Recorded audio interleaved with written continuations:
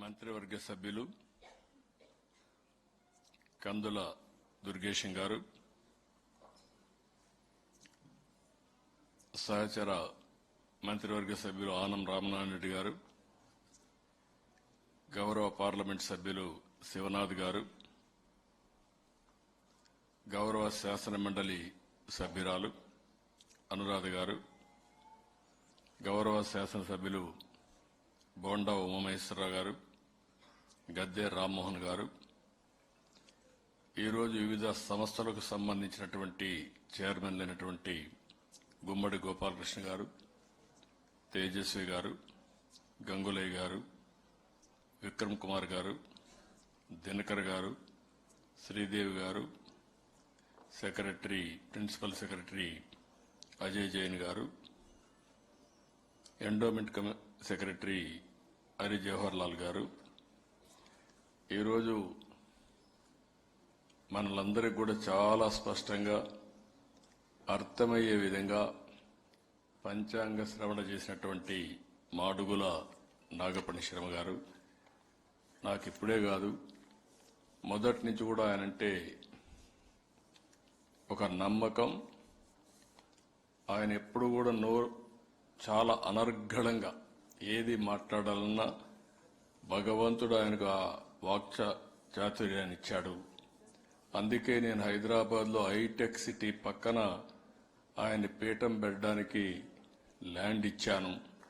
ఈరోజు బ్రహ్మాండంగా చేస్తూ ముందుకు పోతున్నారు. ఇటీవల కాలంలో పద్మశ్రీ అవార్డు కూడా వచ్చింది. ఈరోజు మీ అందరికీ ఉగాది పండుగ సందర్భంగా శుభాకాంక్షలు. ఇప్పుడే నాగపణి శర్మ గారు మాట్లాడారు. పరాభవ నామ సంవత్సరం అన్ని విధాలా బాగుంటుందని వారు చెప్పడం జరిగింది.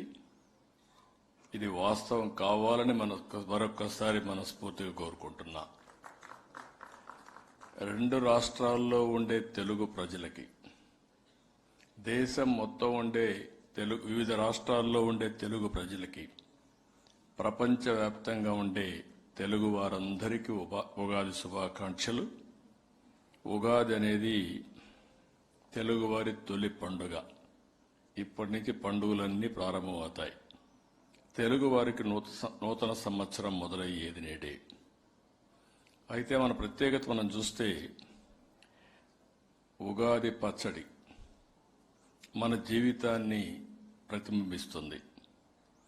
ఉగాది పచ్చడిలో ఇప్పుడే అందరూ సేవించాం, అది మన ఆచారం.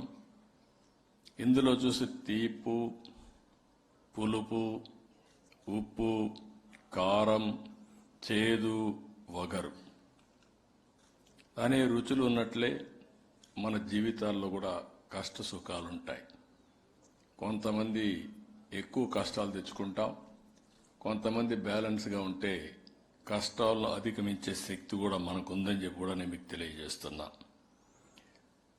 తెలుగు సంవత్సరాలు 60 ఉంటే ఒక్కో ఏడాదికి ఒక్కొక్క పేరుంది. ఈ ఏడాది పేరే పరాభవన సంవత్సరం.